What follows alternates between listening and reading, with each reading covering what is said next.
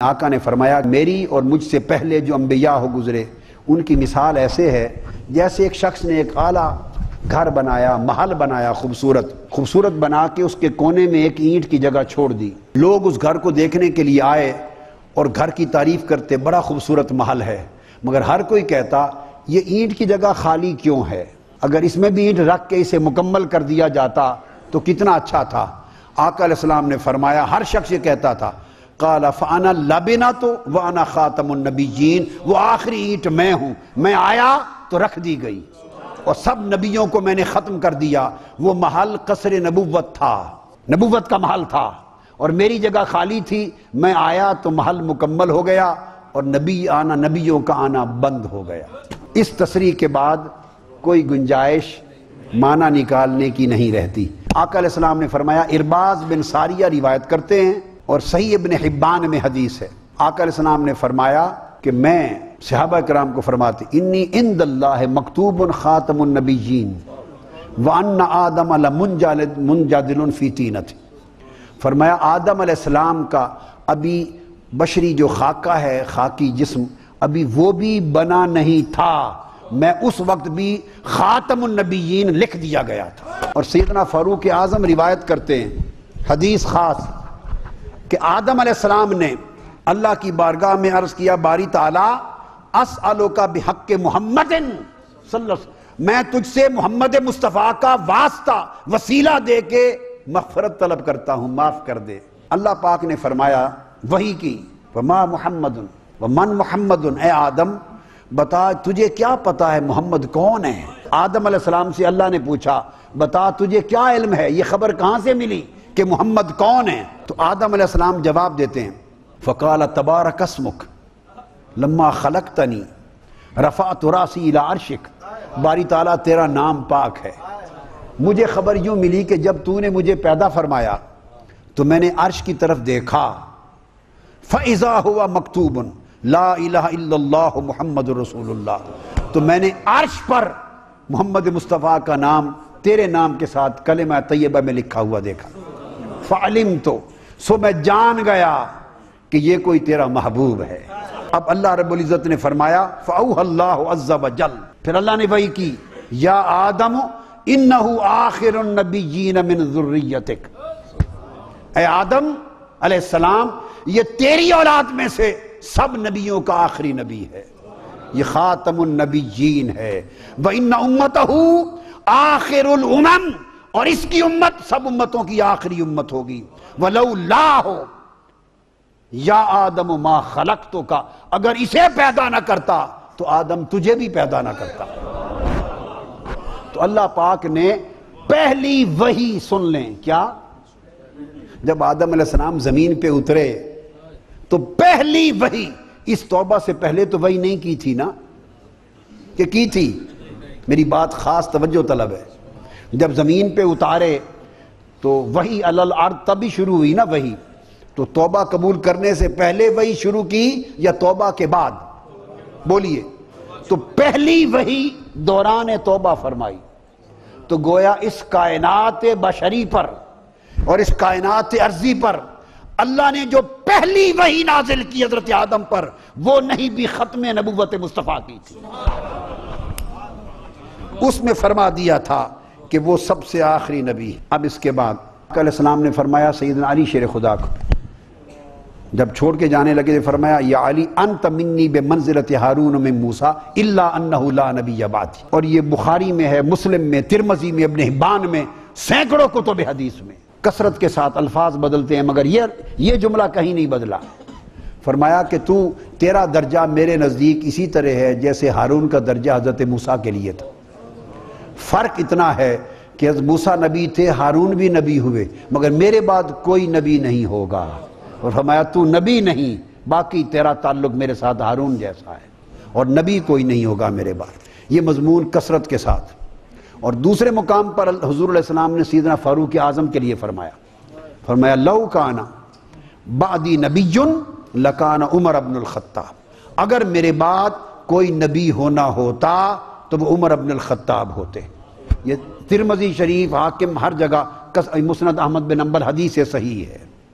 تو آقا علیہ السلام نے اس امکان کی نفی فرما دی۔ اس کے بعد کثرت کے ساتھ ایسی احادیث آئی ہیں، بخاری، مسلم، ترمذی، صحیح ستہ، بڑی بڑی ہے یہ کتب، متفق علیہ حدیث، جس میں آقا علیہ السلام نے اپنے القاب بیان کیے اور اپنے القاب میں فرمایا انا قائد المرسلین ولا فخر وانا خاتم النبیین ولا فخر، میں سب رسولوں کا قائد ہوں اور فخر نہیں کرتا، اور سب نبیوں کو ختم کرنے والا ہوں اور فخر نہیں کرتا۔ رسولوں کے لیے فرمایا قائد ہوں، نبیوں کے لیے فرمایا ختم کرنے والا ہوں۔ فرمایا آقا علیہ السلام نے کہ قیامت نہیں آئے گی، اگلی حدیث ہے لا تکون الساعۃ، قیامت نہیں آئے گی جب تک میری امت سے نکلنے والے 30 دجال ہوں گے۔ کتنے؟ 30 دجال آئیں گے جو میری امت میں سے نکلیں گے، اور 30 کے 30 دجال کذاب ہوں گے، سب سے بڑے جھوٹے ہوں گے، اور ان میں سے ہر شخص یہ گمان کرتا ہوگا اور یہ دعویٰ کرتا ہوگا کہ وہ اللہ کا نبی ہے۔ فرمایا لوگو سن لو، میں اپنی زبان سے اعلان کر رہا ہوں، میں نبیوں کو ختم کرنے والا ہوں، لا نبی بعدی، میرے بعد کوئی نبی نہیں آئے گا۔ تو آقا نے واضح فرما دیا کہ جو بھی میرے بعد نبوت کا دعویٰ کرے گا وہ کذاب ہوگا اور دجال ہوگا۔ تو پھر آقا علیہ السلام نے اپنا لقب عاقب بیان کیا کہ میں عاقب ہوں۔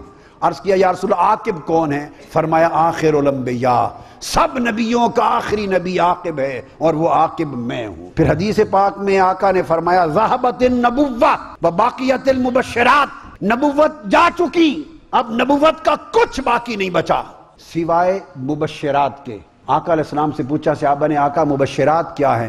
فرمایا میری امت کے مومن نیک لوگ جو نیک خواب دیکھیں گے۔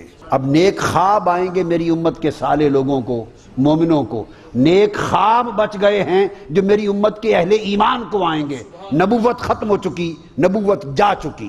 قیامت کے دن جب ساری امتیں آدم علیہ السلام سے لے کر عیسیٰ علیہ السلام تک ہو چکیں گی اور سب ریفر کریں گے، تو عیسیٰ علیہ السلام کے پاس جب ساری امتیں آئیں گی اور وہ کہیں گے نہیں لست لہا، میں اس کے لیے نہیں، پوچھیں گے کس کے پاس جائیں؟ یہ صحیح ستہ میں حدیث صحیح ہے۔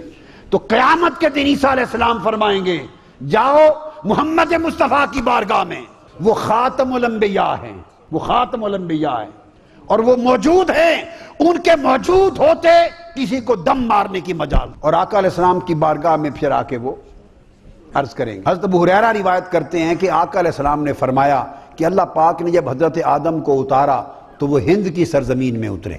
کس جگہ اترے؟ اس وقت وسیع علاقہ تھا ہند کا، اور آج موجودہ علاقہ وہ کون سا ہے؟ سری لنکا میں وہ مقام ہے، یہ سارا ہند کہلاتا تھا۔ تو فرمایا نازل آدم بالہند، ہند کی سرزمین پہ آدم علیہ السلام اترے۔ جب نیچے اترے تو آدم علیہ السلام نے جنت میں رہے تھے، جب زمین پہ قدم رکھا تو وحشت محسوس کی، اجنبیت محسوس کی۔ کیا؟ اجنبیت سی محسوس کی، چونکہ کوئی انسان نہیں، اکیلے تنہا، اور حضرت حوا عرب کی سرزمین کی طرف اتری، تنہا، نہ کوئی انسان نہ آبادی، تو تھوڑی سی اجنبیت محسوس کی۔ اللہ پاک نے جبرائیل امین کو بھیجا، جبرائیل جاؤ اور جا کے آذان پڑھو، تاکہ زمین پر آدم کو اتارا ہے، بے شک ہے تو میرا آدم، میرا نبی ہے، جا کے اذان پڑھو تاکہ اس کی اجنبیت دور ہو جائے۔ جبرائیل امین نے آ کے فنادا بالآذان، انہوں نے آ کے آذان دی، ندا دی، اللہ اکبر اللہ اکبر۔ جو پہلی آذان روئے زمین پر صفحہ ہستی پر پڑی گئی وہ سیدنا جبرائیل امین نے آ کے پڑھی۔ ابھی کعبہ بھی نہیں بنا تھا، وہ پہلا کعبہ بھی نہیں بنا تھا۔ آدم علیہ السلام زمین پہ اترے، ان کی اجنبیت دور کرنے کے لیے آذان کہی۔ جبرائیل امین نے آذان کی، اللہ اکبر اللہ اکبر، اشہد ان لا الہ الا اللہ، اس کے بعد پڑھا اشہد ان محمد الرسول اللہ۔ جب یہ پڑھا تو آدم علیہ السلام نے پوچھا، ابھی تو ان سے اولاد آدم ہی نہیں شروع ہوئی، ابھی حضرت حوا ہی نہیں ملی، ابھی تو سلسلہ تولد کا، نسل کا شروع نہیں ہوا۔ انہوں نے سوال کیا جبرائیل رک جا، فرما بتا یہ محمد کون ہے صلی اللہ علیہ وسلم۔ توبہ میں جو گفتگو ہوئی وہ اس کے بعد کا واقعہ ہے، وہ جو توبہ کے وقت جبرائیل سے پوچھا بتا محمد کون ہے صلی اللہ علیہ وسلم، نام تو پڑھ رکھا تھا، اب یہ تشویش تھی، تجسس تھا کہ پتہ بھی چلے کہ ہستی ہے کون. عرض کیا ومن محمد صلی اللہ علیہ وسلم. جبرائیل امین نے بتایا فقال ھذا آخر ولدک من الانبیاء. اے حضرت آدم یہ خاتم الانبیاء ہیں، محمد مصطفیٰ آپ کی اولاد میں سے آخری نبی ہے، آپ کی اولاد میں سے آخری نبی ہے. تو پتہ چلا کہ جتنے نبی آئے اولاد آدم سے آئے، اور اولاد آدم کے آخری نبی محمد مصطفیٰ ہیں. جبرائیل امین نے حضرت آدم کے اترتے ہی آ کے اعلان کر دیا. تو حضرت آدم کی اولاد سے تو آخری نبی محمد مصطفیٰ ہوئے، اور کوئی حضور کے بعد اگر نبی ہونے کا اعلان کرے وہ حضرت آدم کی اولاد سے نہیں ہے، پتہ نہیں وہ کس کا بنتا بھی ہے.